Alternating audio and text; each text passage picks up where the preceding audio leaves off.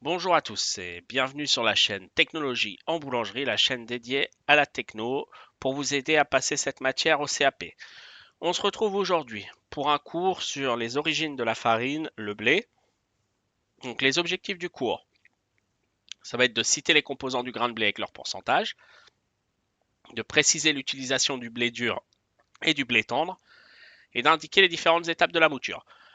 C'est un cours assez technique. Alors, j'ai choisi de prendre un axe en simplifiant au maximum. Je ne vais pas parler de tout, hein, c'est normal, mais je vais faire juste en sorte que vous ayez vraiment les bases pour vous y retrouver au CAP. Sinon, la vidéo, elle serait trop longue et ça serait même compliqué d'expliquer juste comme ça, sans avoir du questionnement de votre côté. Donc, je vais vraiment rester essayer en tout cas d'être basique. Et donc, il n'y aura pas tout, mais ça n'empêche que le contenu devrait vous aider. Hein. On va du coup commencer par la définition. Donc, le blé, c'est une plante qui appartient à la famille des graminées ou graminacées. Dans les mots graminées ou graminacées, on a un petit peu la signification du mot grain, d'accord, pour retenir. Donc, comme le riz, l'avoine et le seigle, hein, puisque du coup, c'est des plantes à graines. La description. Donc là, on a du blé, d'accord? On a un blé tendre en photo. On a généralement en moyenne, hein, c'est des longueurs de 6,5 mm sur 3. Ça a la forme d'un ballon de rugby qui est traversé par un sillon sur sa longueur. Hein. On voit le sillon ici, hein, hop, avec ma souris. Et à l'extrémité, il y a la brosse, c'est-à-dire les poils du grain de blé qui ne rentrent pas dans la composition du grain de blé. Enfin, la composition de la farine, pardon. Les trois types de blé. Ce qui vous intéresse, vous, c'est le blé dur et le blé tendre. Le blé dur, c'est un grain qui est un peu plus allongé que celui sur la photo. Il est pauvre en amidon, riche en gluten, mais il manque de souplesse. Il est utilisé plutôt pour tout ce qui est pâte alimentaire. Alors là, quand je parle de pâte alimentaire, c'est par exemple les coquillettes. Hein. D'accord? Et semoule. Le blé tendre, lui, c'est le plus cultivé en France. C'est un grain, enfin, c'est la photo qu'on a vue, hein, donc un grain plus arrondi, des enveloppes épaisses, de bonne qualité boulangère. L'amidon est abondant. Le gluten est caractérisé par sa souplesse et son élasticité. Donc, il est utilisé en boulangerie-pâtisserie. Petit aparté, les blés mitadins, pas besoin de retenir, mais c'est des blés intermédiaires. Ils sont parfois utilisés mélangés à des blés tendres pour la panification, en gros, pour les rendre de meilleure qualité.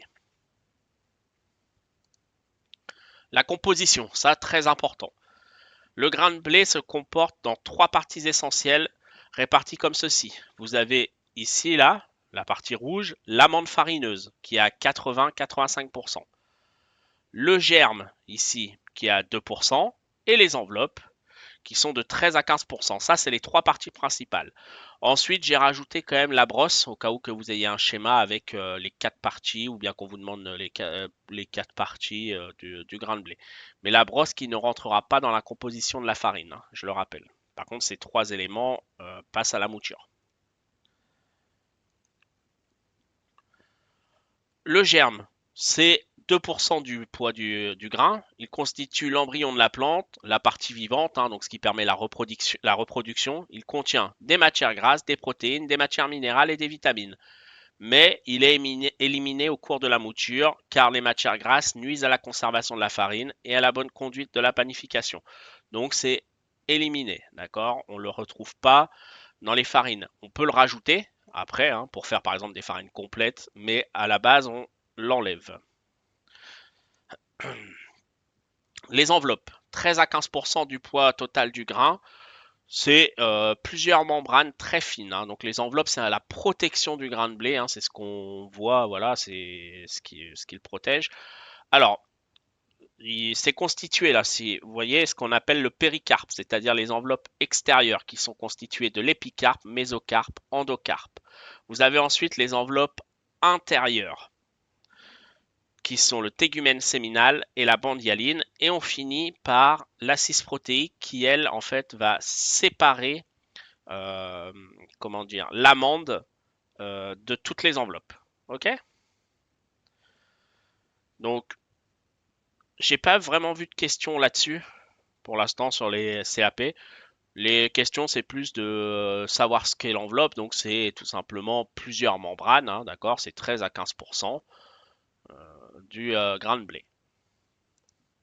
L'amande farineuse, elle, c'est 80 à 85%.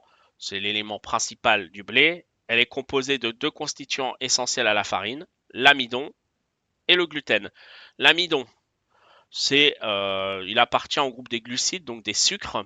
Il se dissout dans l'eau et absorbe un tiers de son poids environ en eau, hein. Donc, on va dire 3 grammes d'amidon, c'est capable de boire 1 gramme d'eau et de s'hydrater comme ça. Il intervient principalement au cours de la fermentation puisqu'il sert de nourriture aux levures. Il sert également à la cuisson, hein, d'accord, puisque les amidons, pour essayer de faire un simple, l'amidon, en gros, il absorbe un tiers de son poids lorsqu'il est, on appelle entier, c'est-à-dire qu'il n'a pas été abîmé. Par contre, à la chaleur, à la cuisson, la chaleur, ça va abîmer les amidons. Et du coup, au lieu de un tiers d'absorption, ça va passer à la totalité de son poids. C'est-à-dire que 3 grammes d'amidon, au lieu d'absorber que 1 gramme d'eau, elles seront capables ensuite d'absorber 3 grammes. C'est ce qui va permettre en fait, une fois que la pâte va passer en cuisson, mais on le verra plus tard, mais d'assécher l'intérieur de la pâte, en fait, d'avoir en fait une mie, puisque l'amidon, en se cassant, il va absorber tout l'eau qui est à l'intérieur du pâton. Voilà, je m'arrête là, on le verra plus en détail.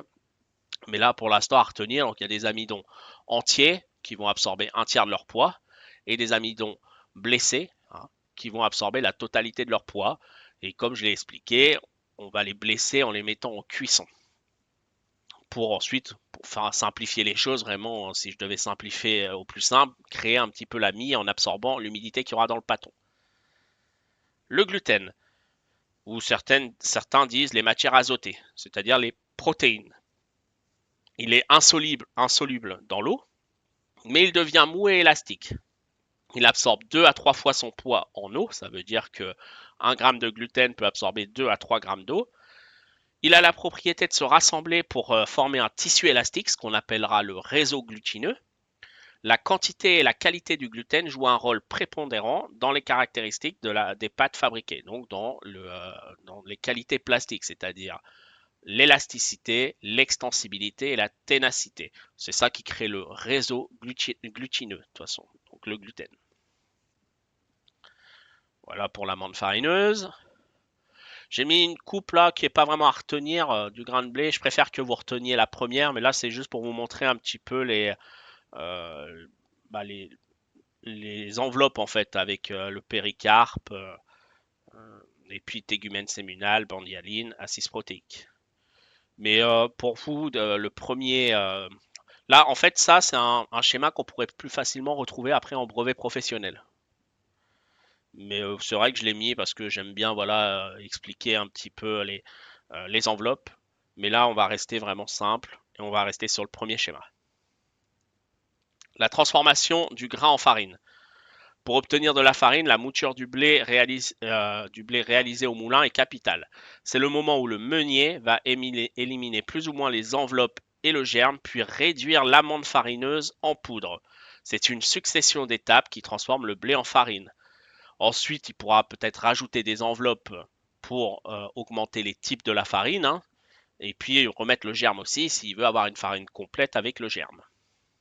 Dans les farines complètes, alors on dit complète parce que souvent on parle du grain de blé entier, hein, sans la brosse, hein, bien sûr, mais dans certaines farines complètes possèdent le germe, d'autres non, puisqu'on a dit que le germe est plein de matières grasses qui va nuire à la conservation du produit.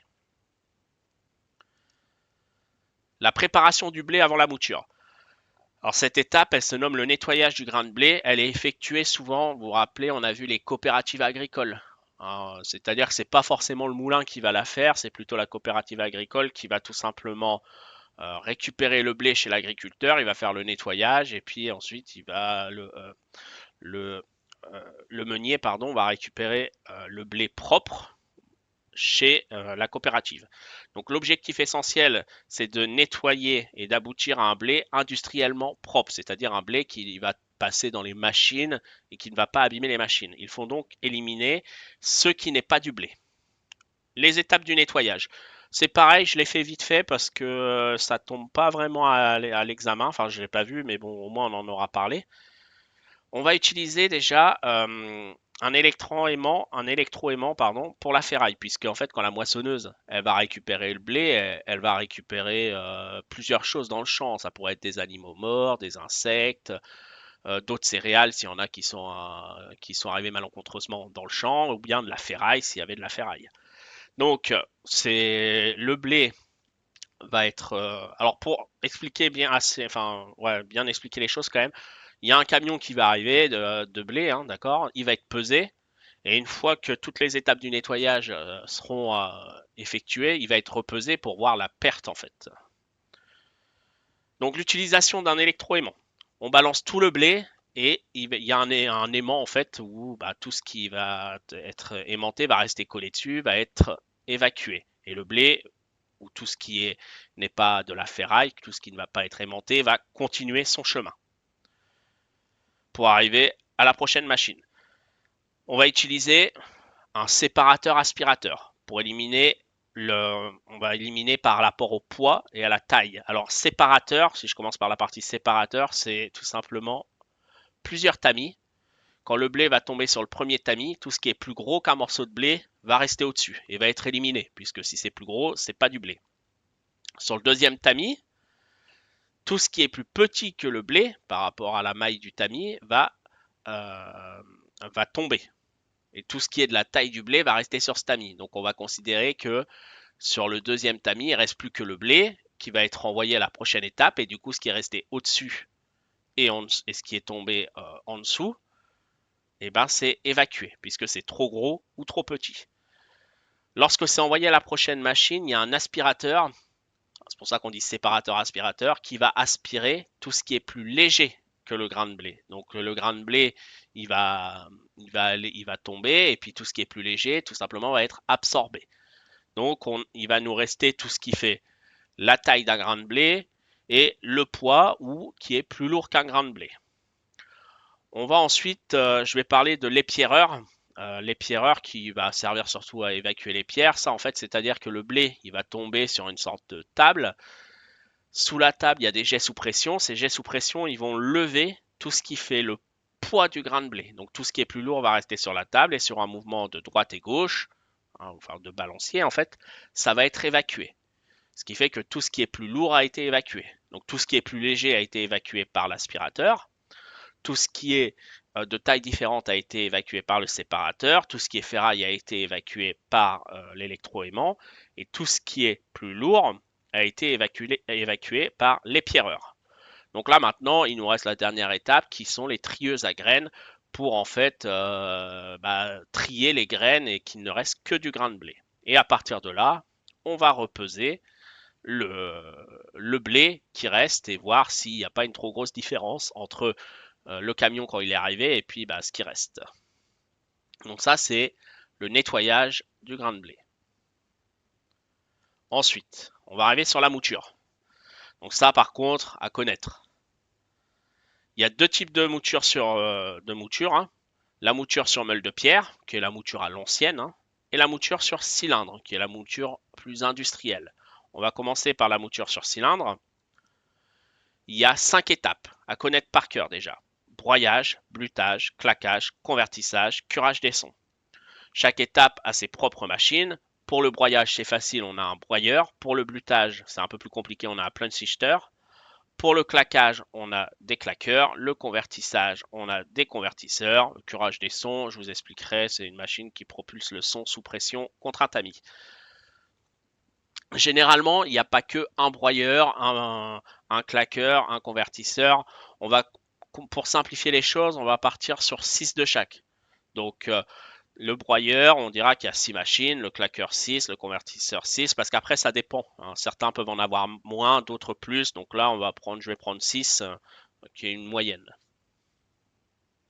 Première étape, le broyage. J'ai essayé de faire un petit schéma là. Alors, ça aide, mais par contre, les rouleaux, vous allez voir, donc c'est des rouleaux cannelés, mais ils ne sont pas l'un en dessous de l'autre, ils sont l'un en face de l'autre, hein, d'accord? Donc, il permet d'ouvrir les enveloppes sans pulvériser le grain de blé. En gros, il permet d'ouvrir le grain de blé en deux. Le blé, il passe entre deux cylindres métalliques cannelés, tournant en sens inverse et à vitesse différente. Et du coup, au lieu d'être l'un en dessous de l'autre comme sur l'image, ils sont l'un en face de l'autre. Le blé passe plusieurs fois, c'est-à-dire qu'il y a plusieurs broyeurs. La différence entre ces broyeurs est l'espace qu'il y a entre les rouleaux qui devient de plus en plus petit. L'espace ici, en gros, il est de plus en plus petit. Il est plus large quand c'est le broyeur 1 et plus petit quand c'est le broyeur 6. Il existe donc du B1, du B2, du B3, c'est des particules de blé qui sortent des différentes broyeurs qui peuvent être incorporées dans la pâte, hein. Vous trouverez sûrement, si vous avez fait des stages, peut-être vous avez vu ça, ou bien vous verrez si vous travaillez derrière en boulangerie. On peut rajouter, des fois, souvent c'est le B1. Le B1, donc c'est les éclats de blé en gros du premier broyeur, hein, qu'on va rajouter dans le pain pour rendre ça un peu plus nutritionnel. Donc voilà pour le broyeur, hein. Retenir que c'est des cylindres métalliques cannelés qui tournent en sens inverse à vitesse différente et son but c'est d'ouvrir le blé sans le pulvériser, sans l'éclater pour faire simple. Donc quand on arrive là, on a du blé et ensuite on a du blé broyé qui en sort. Après ça c'est au B1, au B2 et au B3, B4, B5, B6, souvent c'est des blés broyés qui rentrent et puis des blés broyés de plus petite taille qui en ressortent, hein, puisqu'on essaye d'ouvrir de plus en plus le blé. Ensuite, le blutage. Alors le blutage, c'est différent. Donc le blé qui a été ouvert, qui sort des broyeurs, il va être tamisé et trié dans ce qu'on appelle le planchister. Donc les grains de blé vont être classés par grosseur. Après chaque passage dans une des machines de la mouture, ce qui en ressort est envoyé vers le planchister pour être classé grâce à une succession de tamis et redistribué dans les autres machines de la mouture, ainsi de suite. Donc derrière chaque machine, on aura un planchister ou en tout cas il y aura un circuit qui emmènera au planchister. Chaque passage de mouture, on obtient de la farine, des semoules et des parties plus grossières appelées le refus qui va constituer des gros sons, du fin son, voilà. Donc là, pour essayer de simplifier, c'est en fait cette machine-là, c'est elle qui va répartir les blés soit broyés, soit les semoules, soit le refus, enfin tout ça dans les autres machines. Donc comment ça marche? C'est une machine qui possède plusieurs tamis avec tout simplement une ouverture de maille de plus en plus petite. Ce qui permet de classer par exemple le premier tamis, il va peut-être envoyer au broyeur 2 ou 3 ou 4, puisqu'on dit tiens non là on est encore sur des gros morceaux de blé, il faut les rebroyer. Ensuite en milieu de tamis, enfin en milieu de machine c'est des tamis avec une maille plus fine, on va peut-être dire là il faut aller dans les claqueurs ou convertisseurs. Par contre, au dernier tamis, ce qui sort, c'est de la farine, puisque dès le premier broyage, il se pourrait qu'il y ait juste un petit particule de farine qui tombe, qui passe tous les tamis, et puis à la fin, bah, du coup, c'est de la farine. Et comme ça, on va trier, on récupérera le son, on récupérera voilà, différentes épaisseurs de farine, entre guillemets, si je grossis un peu le mot, hein, pour essayer d'être le plus simple. Donc le blutage, ça sert à quoi? Ça sert à trier par grosseur tout ce qui sort des autres machines pour les renvoyer aux autres machines. Et bien sûr, le dernier tamis permet de valider qu'on obtient de la farine. Claquage convertissage. Alors, c'est pareil, là, il ne faut pas se fier au dessin, hein. Donc, c'est des appareils constitués par des cylindres lisses qui vont tourner l'un en face de l'autre, hein, pareil à vitesse différente et à sens différent, hein. Les semoules, donc là on est plus sur des grains qui rentrent. Pour ça je vous dis parce que j'ai essayé de faire un peu, mais je trouvais pas vraiment les photos que je voulais, donc je me suis débrouillé. Mais donc c'est pas des grains, donc c'est plus des semoules, ce qu'on appelle des semoules. C'est des gros morceaux de farine, mais tassés entre guillemets, hein, d'accord, qui vont rentrer dedans, hein. Donc les semoules sont écrasées au cours de passages successifs. Chaque passage est suivi par un nouveau blutage, donc pour retrier, séparant la farine obtenue du refus, donc des sons, Et en fin de convertissage, les deux derniers refus constituent les remoulages bis et blanc. Donc à chaque passage, on réduit les semoules. C'est ça qui est important de comprendre, c'est qu'on va réduire les gros morceaux de farine en particules de plus en plus petites pour se rapprocher de la granulométrie de la farine, donc de la taille de la farine. En plus de ça, là-dessus, ce qui va se passer, c'est là qu'on va évacuer le germe, puisque c'est des cylindres lisses et pareil, ils ne sont pas l'un en dessous de l'autre, mais l'un en face de l'autre. Le germe, comme il y a de la matière grasse et qu'on écrase, il va se coller au rouleau et il y a des racloirs qui vont l'évacuer. D'accord? Donc le germe reste collé au rouleau lisse, pas au cannelé, mais au lisse, et du coup, avec les racloirs, enfin, quand je dis pas au cannelé, c'est parce que je pense au broyeur, mais là, du coup, les racloirs, ils vont les évacuer. C'est pour ça qu'en fait, on dit que le germe, il est évacué. Et on réduit les semoules voilà, pour se rapprocher de la taille de la farine. Il y a plusieurs claqueurs convertisseurs, environ 6 de chaque. La différence entre eux, c'est comme les broyeurs, c'est l'espace entre les rouleaux qui est de plus en plus petit. On a d'abord 6 claqueurs, puis on a 6 convertisseurs. Si je devais schématiser, je pourrais dire c'est comme s'il y avait 12 machines, peu importe le nom, qui font la même chose, mais l'espace entre les rouleaux il est de plus en plus petit pour qu'à la fin on ait quelque chose qui soit de la même taille que la farine. Bien sûr, entre chaque machine, ça retourne au blutage pour être retrié et renvoyé dans la machine suivante. Parce qu'on pourrait très bien, après un claqueur, que ça soit tellement fin qu'au lieu de passer par le claqueur 2, 3, 4, 5, 6, eh ben, ça arrive directement en convertissage. Mais le but, en fait, c'est de réduire pour moi, ce qu'il faut retenir, c'est je réduis les grosses semoules, c'est-à-dire les gros morceaux de farine, entre guillemets, en farine de plus en plus fine, pour ensuite qu'elle soit triée, et bien sûr, le but étant de créer la farine. J'espère, voilà, avoir. J'ai essayé de faire simple, hein, parce que c'est plus technique que ça, mais je veux vraiment essayer d'être le plus simple possible. J'espère que j'y arrive. On va passer au curage des sons. Alors ça, c'est très très simple. C'est dans un souci de rendement maximum. Les sons qui restent, ils sont projetés à grande vitesse contre un tamis, hein, afin d'en détacher les particules de farine qui pourraient rester dessus. Donc on balance les sons contre un tamis, admettons qu'il y a un tamis ici, et ça va détacher les petites particules de farine qui pourraient être restées dessus pour en fait avoir un rendement maximum. C'est le but, voilà, c'est de récupérer toute la farine possible. Il faut savoir que quand la farine elle est enfin quand elle est créée, en fait, on va rajouter les enveloppes dedans pour monter les types, hein. Donc, je vous rappelle, en blé, il y a 6 types, 45, 55, 65, 80, 110, 150. Plus le type il est bas, moins il y a d'enveloppes. Et du coup, pour remonter les types, on va ensuite récupérer le son, les enveloppes, et remélanger avec la farine qui était la farine blanche. J'appellerais ça de la farine blanche puisqu'elle était tamisée. On va remélanger ça pour recréer les types. Et notamment, c'est pour ça que je disais tout à l'heure, sur la farine complète, on va peut-être sur certains sacs, si on veut une farine qui a le germe, on va remettre du germe dedans aussi, puisque là, on l'a enlevé.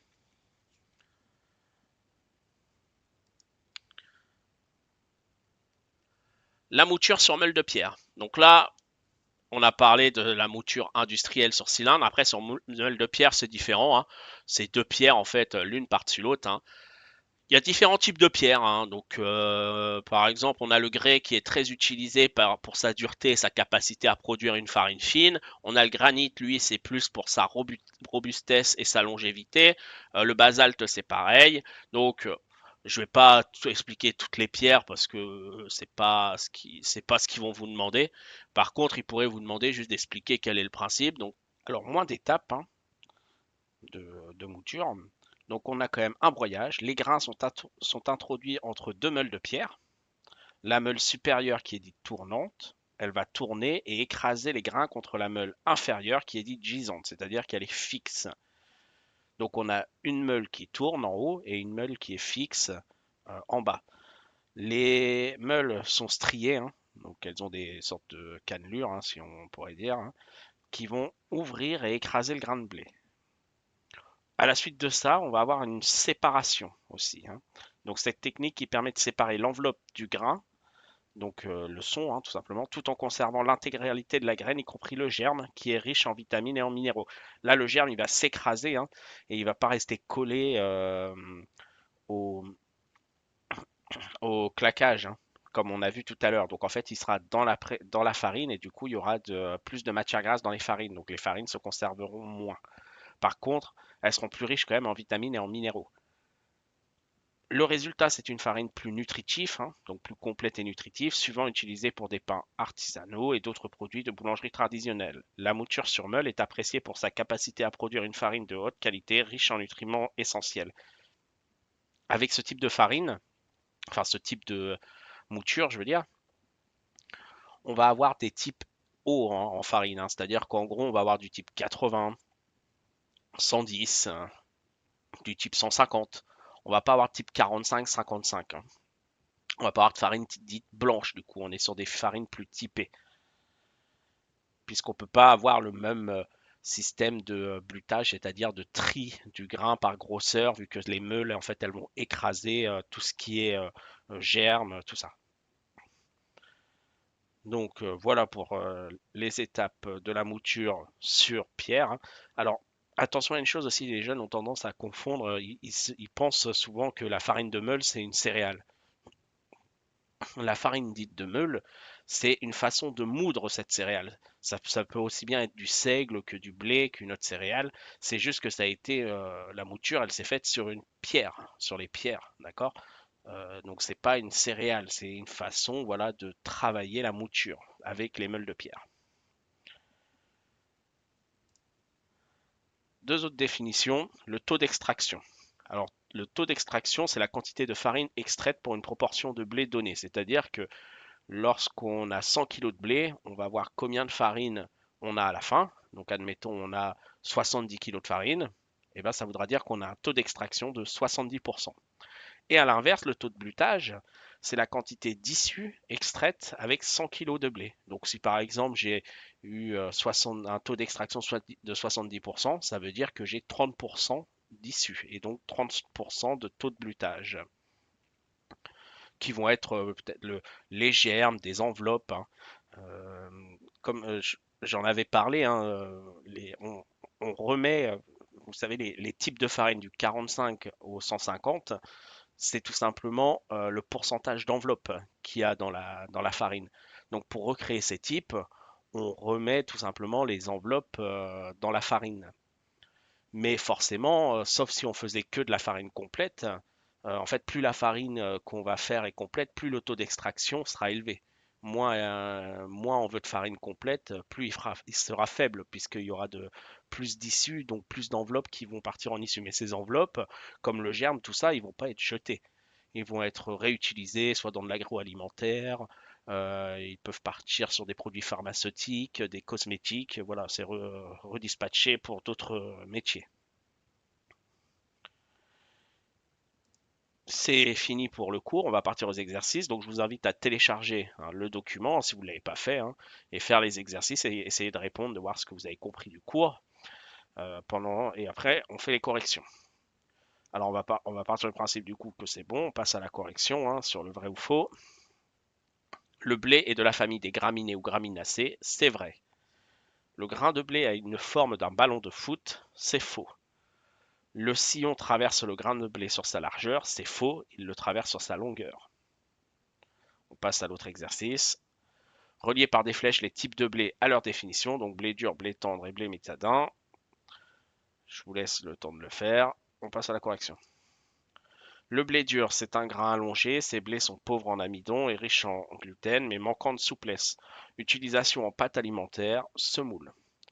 Le blé tendre, qui est le plus cultivé, un grain un peu plus arrondi, hein, avec un amidon abondant, c'est celui qui est utilisé en boulangerie, pâtisserie. Et le blé mitadin, qui est un blé intermédiaire, qui est parfois utilisé mélangé à des blés tendres pour la panification. Donc je vous avais dit à retenir blé dur, blé tendre. Ça, très important à connaître par cœur. Écrire les composants du grain de blé et leur pourcentage dans la case du schéma prévu à cet effet. Donc là, j'ai mis les quatre composants. Donc on a en 1 la brosse, il n'y a pas de pourcentage. En 2, l'amande farineuse 80 à 85%. En 3, le germe 2%. En 4, les enveloppes 13 à 15%. Reliez les composants du blé que vous avez trouvé juste avant, grâce au numéro, hein. Donc en 1, on avait vu que c'était la brosse. En 2, l'amande farineuse. En 3, le germe. En 4, c'était les enveloppes. Et il faut relier ça tout simplement à leur définition. On passe donc à la correction. Le 1, la brosse, elle n'est pas utilisée pour la fabrication de la farine. En 2, l'amande farineuse, elle est composée de deux constituants essentiels, l'amidon et le gluten. En 3, c'était le germe. Il constitue l'embryon de la plante. La partie vivante est composée de matières grasses, de protéines, de minéraux et de vitamines. Et en 4, c'était les enveloppes, l'élément de protection du grain de blé. Après la mouture, elles deviennent laissons. Citez les 5 étapes de la mouture. C'est parti, on va à la réponse. Le broyage, le blutage, le claquage, le convertissage et le curage des sons. Décrire chaque étape de la mouture. Claquage, convertissage, vous pouvez faire une seule définition comme je vous avais montré, hein. On passe à la correction. Le broyage ouvre le grain de blé en deux sans l'éclater. Le blutage trie par grosseur ce qui sort de toutes les machines de la mouture afin de les envoyer dans la prochaine machine du processus de mouture. Le claquage convertissage réduit les grosses semoules en fines semoules puis en farine. Pendant le curage des sons, les sons sont projetés contre un tamis afin d'en récupérer les particules de farine. J'ai essayé de faire au plus simple là, sur les définitions. Je trouvais ça assez intéressant pour retenir assez facilement en quelques phrases les étapes de la mouture. Après, si vous préférez plus détaillé, vous prenez ce qu'on a mis dans les cours, enfin ce qui a marqué dans le cours. Définir taux d'extraction et taux de blutage. On passe à la correction. Taux d'extraction, c'est le pourcentage de farine obtenu avec 100 kg de blé. Donc, petit rappel, si j'obtiens 70 kg, j'ai 70 kg de farine, ça veut dire que j'ai 70% de taux d'extraction. Le taux de blutage, c'est les issues obtenues avec les 100 kg de blé. Si j'ai 30 kg d'issues, bah, ça fait 30% de taux de blutage. Et du coup, le cours est fini pour aujourd'hui. J'espère que j'ai réussi à faire le plus simple possible. Je vous remercie d'avoir suivi cette vidéo et je vous dis à une prochaine.